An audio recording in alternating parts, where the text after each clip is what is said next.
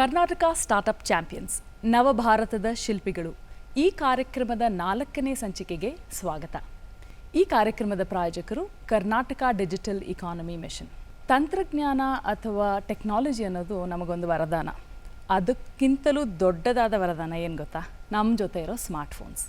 ಈ ಸ್ಮಾರ್ಟ್ಫೋನ್ಸ್ ನಮ್ಮೊಂದು 2ನೇ ಮನೆ ಥರ ಆಗಿಬಿಟ್ಟಿದೆ. ಈ ಸ್ಮಾರ್ಟ್ಫೋನ್ಸಲ್ಲಿ ನಾವು ಶಾಪಿಂಗ್ ಆಗಲಿ, ಇಲ್ಲ ನಮ್ಮದು ಚಿಕ್ಕ ಬಿಸ್ನೆಸ್ ಇದ್ದರೆ ಆ ಬಿಸ್ನೆಸ್ ನಡೆಸೋದು, ನಮ್ಮ ಮೆಮರೀಸ್, ನಾವು ಇಷ್ಟಪಡೋ ಹಾಡು, ನಾವು ನೋಡಬೇಕಾಗಿರೋ ಎಂಟರ್ಟೈನ್ಮೆಂಟ್, ಇದನ್ನೆಲ್ಲ ನಾವು ನೋಡಿಕೊಂಡು ಸಾಕಷ್ಟು ಕಾಲ ಕಳಿತೀವಿ ಈ ವರ್ಚುವಲ್ ವರ್ಲ್ಡ್ನಲ್ಲಿ ಅಲ್ವಾ. ಆದರೆ ನಾವು ಮನೆ ತೊಗೊಳೋವಾಗ ಹೇಗೆ ಆ ಮನೆಗೆ ಸೆಕ್ಯೂರಿಟಿ ಇದೆಯಾ, ಅದರ ಭದ್ರತೆ ಹೇಗಿದೆ, ಇದ್ರ ಬಗ್ಗೆ ಎಲ್ಲ ಯೋಚನೆ ಮಾಡ್ತೀವಿ. ಆದರೆ ನಮ್ಮ ಫೋನಿಗೆ ಒಂದು ಪಾಸ್ಕೋಡ್ ಹಾಕಿದ್ರೆ ಅದು ಸಾಕಾ? ಇವತ್ತು ಸ್ಟುಡಿಯೋದಲ್ಲಿ ನಮ್ಮ ಜೊತೆ 3 ಅತಿಥಿಗಳಿದ್ದಾರೆ. ನಮ್ಮ ಜೊತೆ ಆಗಿದ್ದಾರೆ ಮಿಸ್ಟರ್ ಕಾರ್ತಿಕ್ ರಾವ್ ಬಪ್ಪನಾಡ್. ಇವರು CEO Karnataka cyber security centre of excellence IISc ಅಲ್ಲಿ ಸ್ಥಾಪಿತವಾಗಿರೋ CEO ಕಡೆಯಿಂದ ಬಂದಿದ್ದಾರೆ. ವೆಲ್ಕಮ್ ಕಾರ್ತಿಕ್. ಮತ್ತು ಚಿಪ್ ಸ್ಪಿರಿಟ್ ಈ ಒಂದು ಸ್ಟಾರ್ಟಪ್ಪಿಂದ ವಿದ್ಯಾ ಕುಲಕರ್ಣಿಯವರು ಸೀನಿಯರ್ ಸ್ಟಾಫ್ ಎಂಜಿನಿಯರ್ ನಮ್ಮ ಜೊತೆ ಆಗಿದ್ದಾರೆ. ವೆಲ್ಕಮ್ ವಿದ್ಯಾ. ಮತ್ತು ಮಿಸ್ಟರ್ ಚೇತನ್ ಆನಂದ್, ಸೆಕನೈಸ್ ಟೆಕ್ನಾಲಜಿ ಅಂತ ಒಂದು ಸೈಬರ್ ಸೆಕ್ಯೂರಿಟಿ ಸ್ಟಾರ್ಟಪ್ ಅಂತಲೂ ಕರಿಬೋದು, ನಮ್ಮ ಜೊತೆ ಆಗಿದ್ದಾರೆ. ವೆಲ್ಕಮ್. ನಮಸ್ಕಾರ. ನಮಸ್ತೆ. Karthik, first of all cyber security ಅಂದರೆ ಏನು? ಪಾಸ್ಕೋಡ್ ಸಾಕಾ ನಾ ಹೇಳ್ದಂಗೆ? ಸೊ ನಾವು ನಮ್ಮ ಜೀವನದಲ್ಲಿ ಕಂಪ್ಯೂಟರ್ ಮತ್ತು ಇನ್ಫಾರ್ಮೇಷನ್ ಟೆಕ್ನಾಲಜಿದು ಉಪಯೋಗ ದಿನಕ್ಕೆ ಜಾಸ್ತಿ ಆಗ್ತಾ ಇದೆ. ಇದು ನೀವು ಹೇಳ್ದಾಗೆ ನಮ್ಮ ವೈಯಕ್ತಿಕ ಉಪಯೋಗಕ್ಕಿರ್ಬೋದು ಅಥವಾ ಬಿಸ್ನೆಸ್ಗಾಗಿರ್ಬೋದು, ಸ್ಮಾಲ್ ಬಿಸ್ನೆಸ್ಸಿಂದ ಹಿಡಿದು ಲಾರ್ಜ್ ಬಿಸ್ನೆಸ್ ಎಲ್ಲರೂ ಇನ್ಫಾರ್ಮೇಷನ್ ಟೆಕ್ನಾಲಜಿ ಯೂಸ್ ಮಾಡ್ತಾರೆ. ಈಗ ಸರ್ಕಾರದಲ್ಲೂ ಜನರಿಗೆ ಬೇರೆ ಬೇರೆ ಸರ್ವೀಸಸ್ ಕೊಡಲಿಕ್ಕೆ, ಸೌಲಭ್ಯಗಳು ಕೊಡಲಿಕ್ಕೆ ಅದಕ್ಕೂ ಇನ್ಫಾರ್ಮೇಷನ್ ಟೆಕ್ನಾಲಜಿ ತುಂಬಾ ಈಗ ಬಳಕೆ ಆಗ್ತಾ ಇದೆ.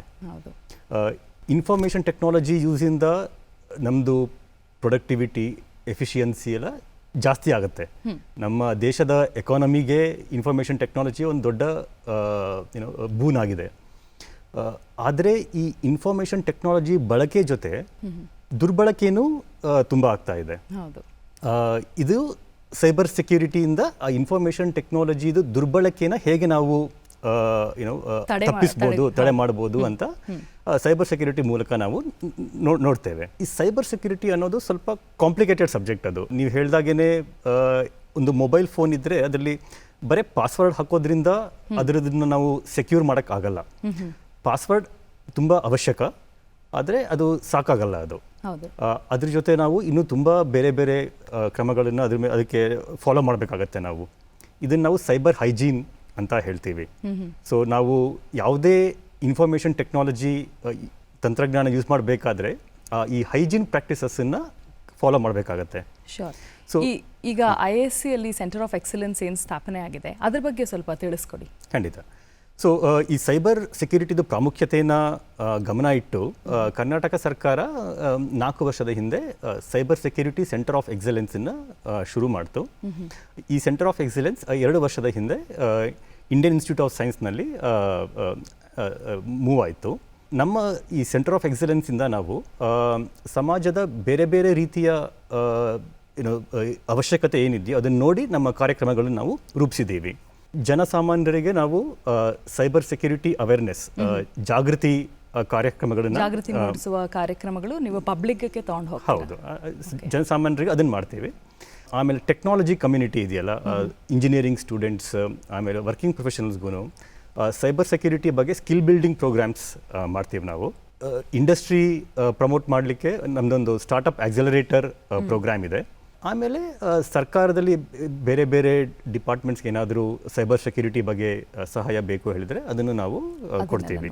ಸೊ ನೀವೊಂದು ಎಕ್ಸ್ಪರ್ಟೀಸ್ ಸೆಲ್ ಥರ ಅಲ್ಲಿ ಲೇಸಿಂಗ್ ಬಿಟ್ವೀನ್ ಗವರ್ಮೆಂಟ್ ಮತ್ತು ಸ್ಟಾರ್ಟಪ್ಸ್ಗೂ ಕೂಡ ನಿಮ್ಮ ಇಂಟೆಲಿಜೆನ್ಸ್ ಆರ್ ರಿಸರ್ಚ್ ಬೇಸ್ಡ್ ಇನ್ಪುಟ್ಸ್ನ ಕೊಡ್ತಿರ್ತೀರಾ? ಹೌದು. ಎಕ್ಸಲೆಂಟ್. Thank you Karthik.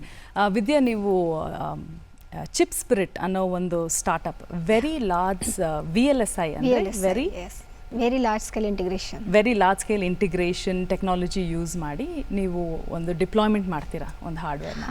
ನಿಮ್ಮ ಸ್ಟಾರ್ಟಪ್ ಬಗ್ಗೆ ಸ್ವಲ್ಪ ಹೇಳಿ, ಹೇಗೆ ಶುರುವಾಯಿತು? ಸೊ 15-20 ಇಯರ್ಸ್ ಮುಂಚೆ ನಮ್ಮ ಮನೆಯಲ್ಲಿ ರೆಫ್ರಿಜರೇಟರ್, ಟಿ ವಿ ಆ ಥರ ಇದ್ದರೆ ಲಕ್ಸರಿ ಇತ್ತು. ಇವಾಗ ಒಂದು 5 ವರ್ಷ ಆದಮೇಲೆ 10 ವರ್ಷ ಆದಮೇಲೆ ಅದು ರುಟೀನ್ ಆಗಿದೆ. ಅದು like necessity of our life ನಾವು. ಇವಾಗ ಈ ಟೈಮಲ್ಲಿ every member of the family, ಪ್ರತಿಯೊಂದು ಜನ ಫ್ಯಾಮಿಲಿಯಲ್ಲಿ needs laptop, mobile phone, iPad, tab, all these things. And with all the lockdown and all, because of the Zoom meetings, each and every person has his own device now. Our personal device ಇರಲೇಬೇಕು. Isn't it? Now, every device contains some circuit, hardware, hardware. So that hardware is built into, that is a digital design, that we call it as a VLSI, very large scale integration. So in a single ಚಿಕ್ಕದು chip ಇರುತ್ತೆ, ಅದು ಚಿಕ್ಕದು ಚಿಪ್ಪಲ್ಲಿ ತುಂಬ complex functionality design ಮಾಡ್ತೀವಿ.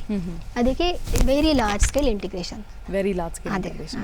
So most of the devices that what we by, the designs are generally built into US, and what we have big offices here in Bangalore is a Silicon Valley now of India.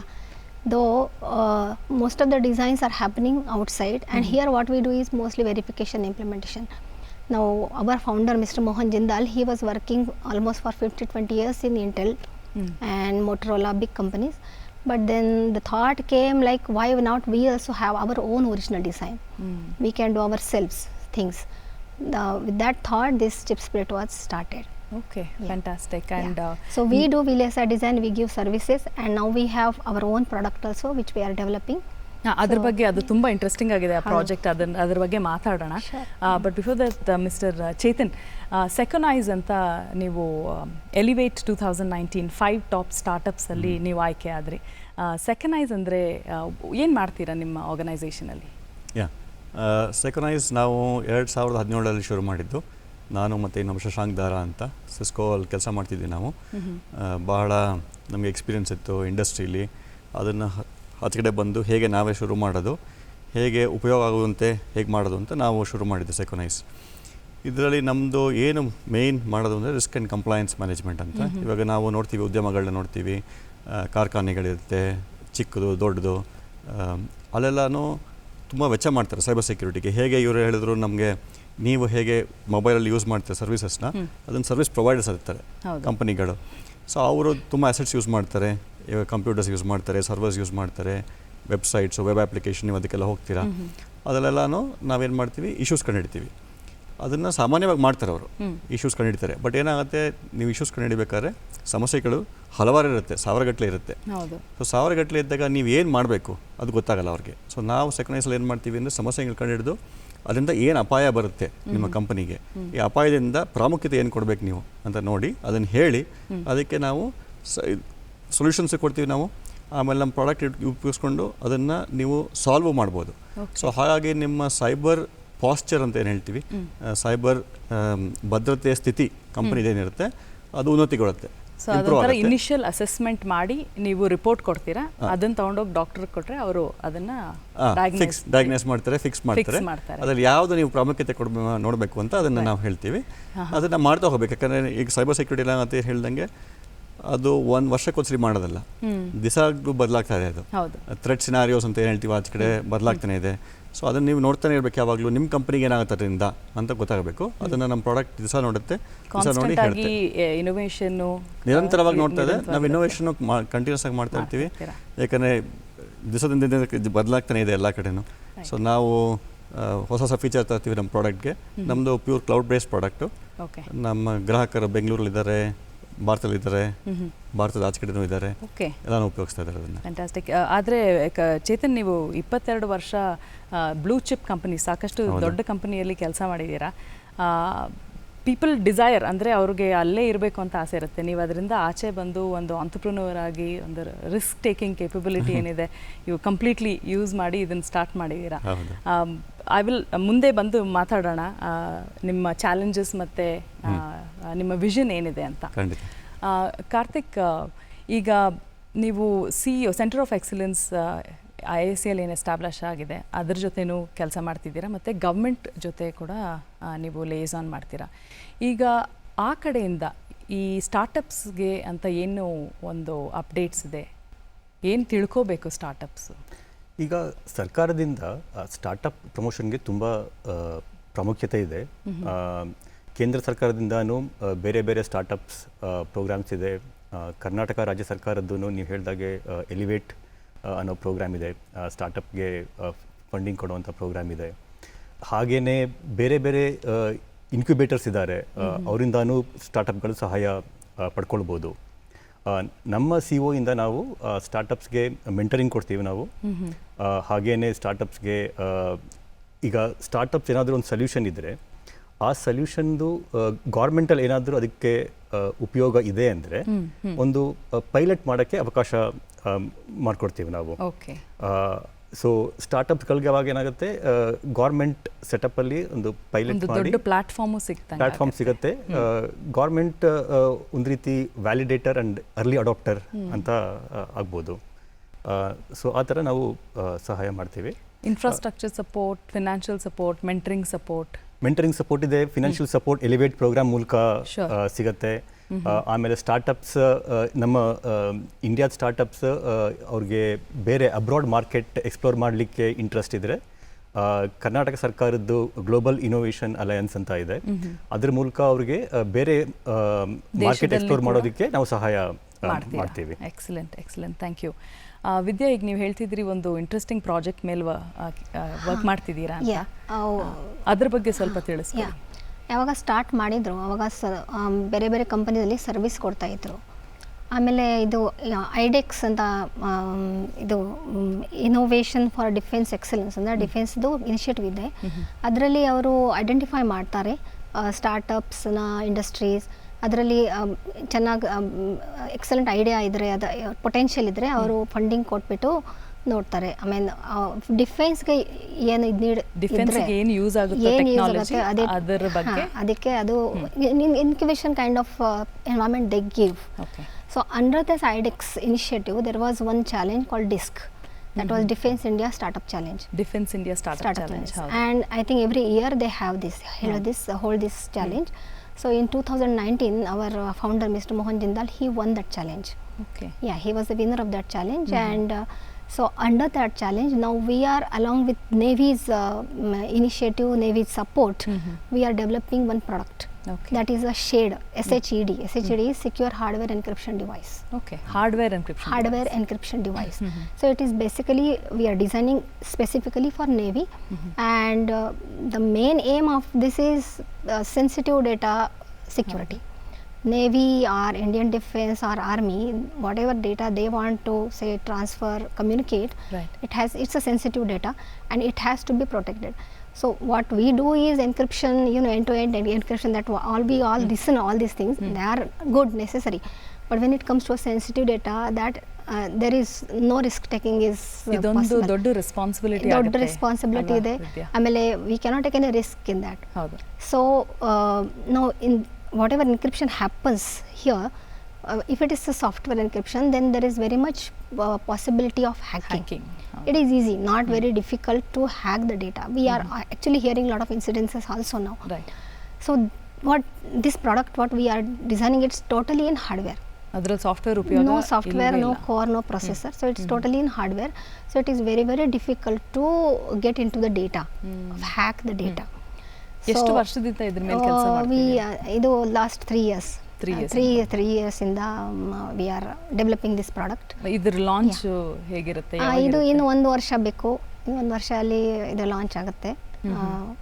ಆಮೇಲೆ ಇದರಲ್ಲಿ ಅಂದರೆ totally randomised, everything is randomised here. So even the designer will never know what is inside, what is the data and how the keys are generated. Totally secure, it will be secure. Excellent. Chetan, ಈಗ ನೀವು from couple of years ನೀವು ಒಂದು startup ಆಗಿದ್ದೀರಾ. What are your challenges? Startup ಅಂದರೆ challenge ಅಂತಾನೆ. Startup ಅಂದ್ರೇನೆ challenge ಅಂತಾನಾ? ನಾವು deep ಟೆಕಲ್ಲಿ ಇದ್ದೀವಿ, ಅಂದರೆ ಬರೀ ಆಳವಾದ ತಂತ್ರಜ್ಞಾನ ಉಪಯೋಗಿಸ್ಕೊಂಡು ಮಾಡ್ತೀವಿ. ಸೊ ಅದಕ್ಕೆ ಎಕ್ಸ್ಪೀರಿಯನ್ಸ್ ಬೇಕು ತುಂಬ. ಸುಮ್ಮನೆ ಹೋಗೋಕ್ಕಾಗಲ್ಲ ಈ ಡೊಮೈನಲ್ಲಿ. ಸೈಬರ್ ಸೆಕ್ಯೂರಿಟಿ ಡೊಮೈನ್ ತುಂಬ ನಾಲೆಜ್ ಇರಬೇಕು. ಸೊ ಅದಕ್ಕೆ ನಾವು ಕೆಲಸ ಮಾಡಿ ಒಂದು 20 ವರ್ಷ ಕೆಲಸ ಮಾಡಿ ಅರ್ಥ ಮಾಡಿಕೊಂಡು ಹೊರಗಡೆ ಬಂದು ಇದನ್ನು ಹೇಗೆ ನಾವು ಅನುಭವ ಗಳಿಸೋದನ್ನೆಲ್ಲ ಇಲ್ಲಿ ಉಪಯೋಗಿಸ್ತಾ ಇದ್ದೀವಿ. ಅದು ಒಂದು. ಆಮೇಲೆ ಟ್ಯಾಲೆಂಟ್ ಒಂದು ದೊಡ್ಡ ಚಾಲೆಂಜು. ಹೇಗೆ ನಾವು ಎಂಪ್ಲಾಯೀಸನ್ನು ತೊಗೊಳ್ಳೋದು, ಹೇಗೆ ರಿಟೈನ್ ಮಾಡೋದು ಅವ್ರನ್ನ. ಆಮೇಲೆ ಕಾಂಪಿಟೇಷನ್ ನಮಗೆ ವರ್ಲ್ಡ್ ವೈಡ್. ರೈಟ್. ನಾವು ಇಲ್ಲೇ ಮಾಡ್ತಿದ್ರು ಎಲ್ಲ ಕಡೆಯಿಂದ ಮಾಡ್ತಾ ಇದ್ದಾರೆ. ಸೊ ಅಲ್ಲೇನಾಗುತ್ತೆ, ಅವ್ರಿಗೆ ಒಂದು ಹೆಡ್ ಸ್ಟಾರ್ಟ್ ಇರುತ್ತೆ, ಫಂಡಿಂಗ್ ಎಲ್ಲ ಜಾಸ್ತಿ ಇರುತ್ತೆ. ಸೊ ನಮಗೆ ಫಂಡಿಂಗ್ ಸ್ವಲ್ಪ ಅಭಾವ ಇರುತ್ತೆ, ಯಾವಾಗಲೂ ಹಣಕಾಸಿನ ಅಭಾವ ಇರುತ್ತೆ. ಅದನ್ನು ಸರ್ಕಾರದಿಂದ ಹೇಗೆ ನಿಮಗೆ ಬೆಂಬಲ ಸಿಕ್ಕಿದೆ? ನಮಗೆ ತುಂಬ ಒಳ್ಳೆಯದಾಯಿತು. ಶುರು ಮಾಡಿದ್ದು 2017ರಲ್ಲಿ. ಸೊ ಗುಪ್ತವಾಗಿದ್ವಿ, 1 ವರ್ಷ ಗುಪ್ತವಾಗಿದ್ವಿ, ನಮ್ಮದೇ ಡೆವಲಪ್ ಮಾಡ್ತಾ ಇದ್ವಿ ಪ್ರಾಡಕ್ಟನ್ನು. ಆಮೇಲೆ ಸಿಂಗಾಪುರಲ್ಲಿ ಸ್ವಲ್ಪ ದಿವಸ ಇದ್ವಿ, ಅಲ್ಲಿ ನೋಡೋಕ್ಕೆ ಏಷ್ಯಾ ಪೆಸಿಫಿಕಲ್ಲಿ ಹೇಗೆ ಮಾಡ್ಬೋದು, ಮಾರುಕಟ್ಟೆ ಮಾಡ್ಬೋದು ನಮ್ಮದು ಅಂತ. ಆಮೇಲೆ ಬಂದು ಇಲ್ಲಿ ಎಲಿವೇಟ್ ಅಂತ ಒಂದು ಪ್ರೋಗ್ರಾಮ್ ಇದೆ ಕರ್ನಾಟಕ ಸರ್ಕಾರದ್ದು, ಕಿಡ್ಸ್. ಅಲ್ಲಿ ನಾವು ಶುರು ಮಾಡಿದ್ದು NASSCOM 10,000 startups along with kids. ಅಲ್ಲಿ ಇನ್ಕ್ಯುಬೇಷನ್ ಸೆಂಟ್ರಲ್ಲಿ ಮಾಡಿದ್ವಿ. ನಮಗೆ ಸ್ಥಳ ಸಿಗುತ್ತಲ್ಲಿ, ಪ್ಲಸ್ ಎಲ್ಲ ಮೆಂಟರಿಂಗ್ ಎಲ್ಲ ಸಿಗುತ್ತಲ್ಲಿ. ಅದಾದಮೇಲೆ ಎಲಿವೇಟ್ ಪ್ರೋಗ್ರಾಮಲ್ಲಿ ನಮಗೆ ಪ್ರಶಸ್ತಿನೂ ಸಿಕ್ತು 2019ರಲ್ಲಿ. ಅದ್ರ ಜೊತೆ ಧನ ಸಹಾಯನೂ ನೀಡ್ತಾರೆ, ಅದು ಬಹಳ ಮುಖ್ಯ ನಮಗೆ. ಆಮೇಲೆ ಒಳ್ಳೆ ಧನ ಸಹಾಯ ನೀಡ್ತಾರೆ. ಸೊ ನಮಗೆ ಆಲ್ಮೋಸ್ಟ್ 1 ವರ್ಷ ನಾವು ಏನೇನು ಮಾಡಬೇಕು ಮಾಡ್ಬೋದು, ಪ್ರಾಡಕ್ಟ್ ಮಾಡಿ. ಅಷ್ಟೊತ್ತಿಗೆ ನಮಗೆ ಗ್ರಾಹಕರು ಸಿಕ್ಕಿದಾಗ ನಮಗೆ ರೆವೆನ್ಯೂ ಸ್ಟಾರ್ಟ್ ಆಗುತ್ತೆ. ಸೊ ಅದು ಒಳ್ಳೆಯದಾಯ್ತು, ನಮಗೆ ತುಂಬ ಒಳ್ಳೆಯದಾಯಿತು. ಅದಲ್ಲದೆ ನಾವು ಸೆಂಟರಿಂದ DSCI ಅಂತ ಇದೆ, data security council of India, ಅಲ್ಲಿ ಸೆಂಟರ್ ಆಫ್ ಎಕ್ಸಲೆನ್ಸ್ ಇದೆ, ಅದರಲ್ಲೂ ಇದ್ದೀವಿ. ಅದು ಮಾತ್ರ ಅಲ್ಲದೆ ಈಗ ಭಾರತ ಸರ್ಕಾರದವರು ಸೈಬರ್ ಸೆಕ್ಯೂರಿಟಿ ಗ್ರ್ಯಾಂಡ್ ಚಾಲೆಂಜ್ ಅಂತ ನಡೆಸ್ತಾ ಇದ್ದಾರೆ. ಅದರಲ್ಲಿ ಹೇಗೆ, ಯಾಕಂದರೆ ಇವಾಗ ಭಾರತವನ್ನು ನೋಡಿದ್ರೆ $5 ಟ್ರಿಲಿಯನ್ ಎಕಾನಮಿ ಮಾತಾಡ್ತಾ ಇದ್ದಾರೆ ಈಗ 2025 ಅಷ್ಟರಲ್ಲಿ. ಅದರಲ್ಲಿ $1 ಟ್ರಿಲಿಯನ್ ಪ್ಲಸ್ ಡಿಜಿಟಲ್ ಸರ್ವಿಸಸ್ಸಿಂದ ಬರುತ್ತೆ. ಸೊ ಅದನ್ನು ಹೇಗೆ ಕಾಪಾಡಬೇಕು ಅಂದ್ಬಿಟ್ಟು ಕಂಡಿಡ್ತಾ ಇದ್ದಾರೆ, ಯಾವ ಕಂಪನೀಸ್ ಬಂದು ಸಹಾಯ ಮಾಡ್ಬೋದು ಭಾರತಕ್ಕೆ ಅಂತ. ಅದರಲ್ಲಿ ನಾವು ಎಲ್ಲ ಪ್ರತಿ ಒಂದು ಹಂತ ಗೆದ್ದು ಈಗ ಫೈನಲ್ಸಲ್ಲಿದ್ದೀವಿ.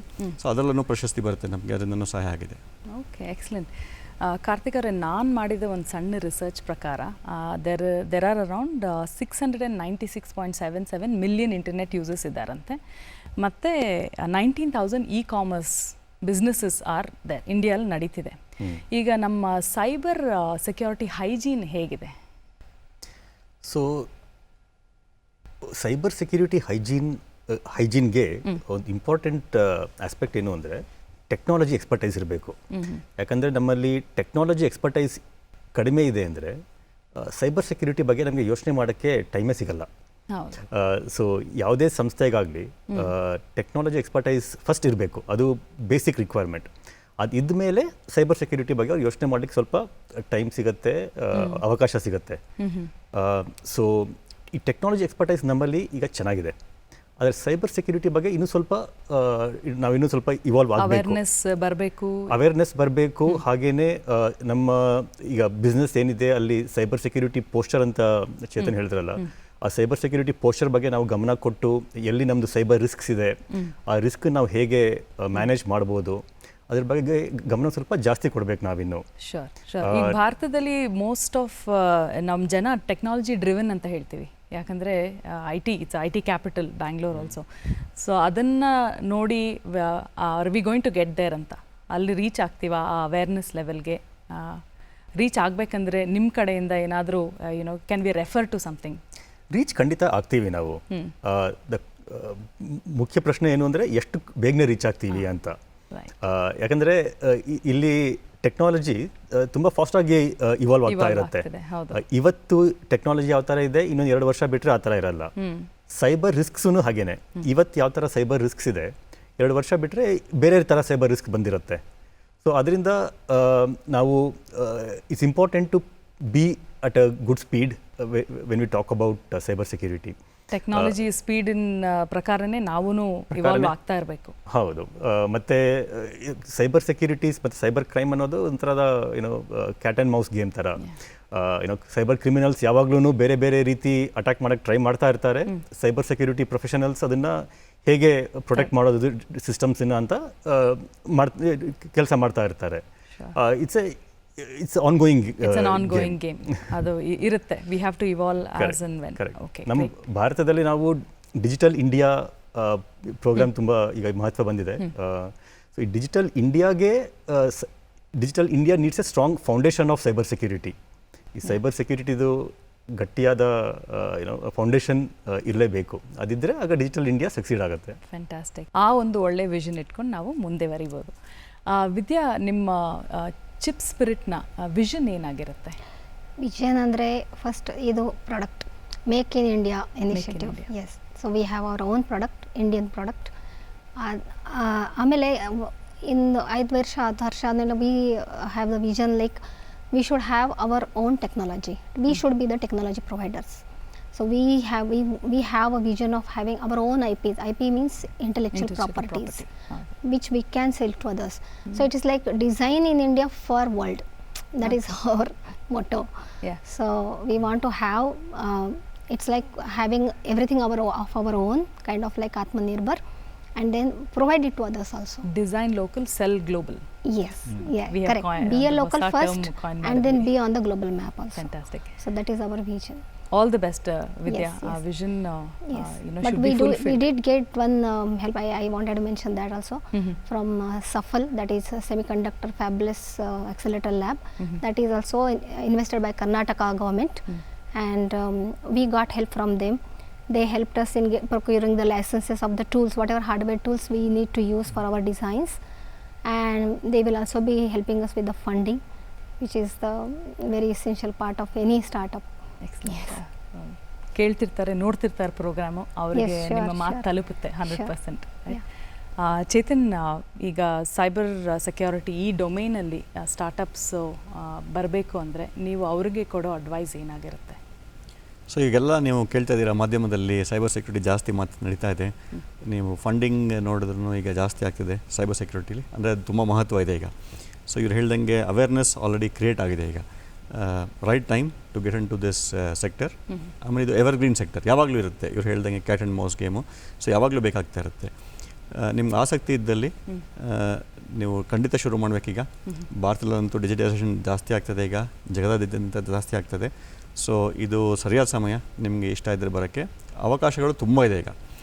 ಮಾರ್ಕೆಟ್ ತುಂಬ ದೊಡ್ಡದಾಗಿದೆ. ನೀವು ಭಾರತದಲ್ಲ, ಇವಾಗ ಇವ್ರು ಹೇಳ್ದಂಗೆ ನೀವು ಇಲ್ಲಿ ಡೆವಲಪ್ ಮಾಡ್ಬೋದು, ನೀವು ಭಾರತ ಮಾರುಕಟ್ಟೆಗೆ ಕೊಟ್ಟು ಆಚೆ ಕಡೆನೂ ಹೋಗ್ಬೋದು. ತುಂಬ ಸ್ಕೋಪ್ ಇದೆ ಈಗ. ಸೊ ನೀವು ಬರೀ ಪೇಟೆಯಲ್ಲಿ ಇರಬೇಕು ಅಂತಿಲ್ಲ, ನೀವು ಎಲ್ಲಿ ಬೇಕಾದ್ರೂ ಇರ್ಬೋದು. Tier 2 Tier 3 ಸಿಟೀಸಲ್ಲೂ ಇದ್ಕೊಂಡು, ಯಾಕಂದರೆ ಎಲ್ಲ ಆನ್ಲೈನ್ ಈಗ. ನಮ್ಮ ಎಂಪ್ಲಾಯೀಸೂ ಸುಮಾರು ಜನ Tier 2 Tier 3 ಸಿಟೀಸಿಂದ ಬಂದಿದ್ದಾರೆ. ಸೊ ಅವ್ರೂ ಎಲ್ಲ ಕೆಲಸ ಮಾಡ್ತಾಯಿದ್ದಾರೆ ಈಗ. ಸೊ ನೀವು ಆಸಕ್ತಿ ಇದ್ದಲ್ಲಿ ಇದು ಸರಿಯಾದ ಸಮಯ ನಿಮಗೆ, ರೈಟ್ ಟೈಮ್ ಅಂತ ಹೇಳಿ. Right time. ನಿಮ್ಗೆ ಹಾಗೆಯೇ ನೆರವು ಇದೆ, ಸರ್ಕಾರದಿಂದ ನೆರವು ಇದೆ, ಎಲ್ಲ ಕಡೆ ನೆರವಿದೆ ಈಗ. ಸೊ ಬರೀ ದೊಡ್ಡ ಕಂಪ್ನಿಗೆ ಹೋಗ್ತಿದ್ರು ಮುಂಚೆ, ಇವಾಗ ಸ್ಟಾರ್ಟಪ್ಪು ಒಳ್ಳೆ ಆಪ್ಷನ್ ಈಗ ಎಲ್ಲರಿಗೂ ಬಂದು ಶುರು ಮಾಡೋಕ್ಕೆ. Very nice Chetan. ಕಾರ್ತಿಕ್ ಅವರೇ, ಫೈನಲಿ ಚೇತನ್ ಅವರು ಸ್ಟಾರ್ಟಪ್ ಆಂಟ್ರಪ್ರನರ್ಸ್ಗೆ ಅಡ್ವೈಸ್ ಕೊಟ್ಟರು.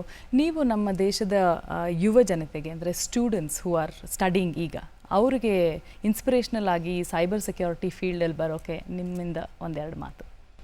ಚೇತನ್ ಹೇಳ್ದಾಗೆ ಸೈಬರ್ ಸೆಕ್ಯೂರಿಟಿ ಈಗ ಮಾಹಿತಿ ತಂತ್ರಜ್ಞಾನ ಯಾವುದೇ ರೂಪ ತಗೊಳ್ಳಿ, ಈಗ ವೆಬ್ ಅಪ್ಲಿಕೇಶನಿಂದ ಹಿಡಿದು IoT ಆಗಲಿ, ಆರ್ಟಿಫಿಷಿಯಲ್ ಇಂಟೆಲಿಜೆನ್ಸ್ ಆಗಲಿ, 5G ಆಗಲಿ, ಕ್ವಾಂಟಮ್ ಬರುತ್ತೆ ಮುಂದೆ, ಪ್ರತಿಯೊಂದಕ್ಕೂ ಸೈಬರ್ ಸೆಕ್ಯೂರಿಟಿ ಅನ್ನೋ ಫೌಂಡೇಶನ್ ಇರಲೇಬೇಕು. ಸೊ ಅದರಿಂದ ಸ್ಟೂಡೆಂಟ್ಸ್ ಯಾರಿದ್ದಾರೆ ಅವ್ರಿಗೆ ಟೆಕ್ನಾಲಜಿ ಎಕ್ಸ್ಪರ್ಟೈಸ್ ನೀವು ಎಷ್ಟಾಗುತ್ತೋ ಅಷ್ಟು ಡೆವಲಪ್ ಮಾಡ್ಕೊಳ್ಳಿ. ಸೈಬರ್ ಸೆಕ್ಯೂರಿಟಿ ಡೊಮೇನ್ ಬಗ್ಗೆ ಸ್ವಲ್ಪ ಇಂಟ್ರೆಸ್ಟ್ ಬೆಳೆಸಿ. ಸೈಬರ್ ಸೆಕ್ಯೂರಿಟಿ ಅದು ತುಂಬ ಇವಾಲ್ವಿಂಗ್ ಅದು. ಸೊ ಇಂಟರ್ನೆಟ್ಟಲ್ಲಿ ಅದ್ರ ಬಗ್ಗೆ ತುಂಬ ಬ್ಲಾಗ್ಸ್, ನ್ಯೂಸ್ ಎಲ್ಲ ಬರ್ತಾ ಇರುತ್ತೆ, ಅದನ್ನು ಫಾಲೋ ಮಾಡ್ತಾ ಇರಿ. ನಾವು ಇವರು ಆತ್ಮನಿರ್ಭರ್ ಭಾರತ್ ಅಂತ ಹೇಳಿದರು. ಆತ್ಮನಿರ್ಭರತೆ ಸೈಬರ್ ಸೆಕ್ಯೂರಿಟಿನಲ್ಲಿ ತುಂಬ ಇಂಪಾರ್ಟೆಂಟ್. ಯಾಕಂದರೆ if you are reliant on solutions from other countries, we are always at risk. ಯಾಕಂದರೆ ಎಷ್ಟೋ ಸಲ ನಾವು ಸೈಬರ್ ಸೆಕ್ಯೂರಿಟಿ ಸೊಲ್ಯೂಷನ್ಸಲ್ಲೇ ಬ್ಯಾಕ್ ಡೋರ್ ಇರೋದು ನೋಡಿದ್ದೀವಿ ನಾವು. ಸೊ ಅದರಿಂದ ಇಂಡಿಜಿನಿಯಸ್ ಆಗಿ ಡೆವಲಪ್ ಮಾಡಿ ನಮ್ಮ ಕಲ್ಚರ್ನ ಅದಕ್ಕೆ ನಮ್ಮ ಎಕ್ಸ್ಪರ್ಟೈಸ್ ಅಲ್ಲಿ ಇದ್ದರೆ ಆಗ will be more self sufficient. So ಆತ್ಮನಿರ್ಭರತೆಯಲ್ಲಿ, ಸೈಬರ್ ಸೆಕ್ಯೂರಿಟಿಯಲ್ಲಿ ಆತ್ಮನಿರ್ಭರತೆ ತುಂಬ ಇಂಪಾರ್ಟೆಂಟ್. ಓಕೆ, ಈಗ ಸೈಬರ್ ಅಂತ ವರ್ಡ್ ಕೇಳಿದ ತಕ್ಷಣ ಸೈಬರ್ ಕ್ರೈಮ್ ಅಂತಲೇ ಎಲ್ರಿಗೂ ಫಸ್ಟು ಬರೋ ವರ್ಡು. ಇವತ್ತು ನೀವು ಇಷ್ಟು ದೂರ ಬಂದು ಸೈಬರ್ ಸೆಕ್ಯೂರಿಟಿ ಬಗ್ಗೆ ಅದನ್ನೊಂದು ಪಾಸಿಟಿವ್ ರೀತಿಯಲ್ಲಿ ತಿಳಿಸ್ಕೊಟ್ಟಿದ್ದೀರಾ ಎಲ್ರಿಗೂ. All the very best and ನಿಮ್ಮೆಲ್ರಿಗೂ let they be more success. Thank you so much. Thank you. ಧನ್ಯವಾದ. ಇದು ಕರ್ನಾಟಕ ಸ್ಟಾರ್ಟಪ್ ಚಾಂಪಿಯನ್ಸ್, ನವಭಾರತದ ಶಿಲ್ಪಿಗಳು.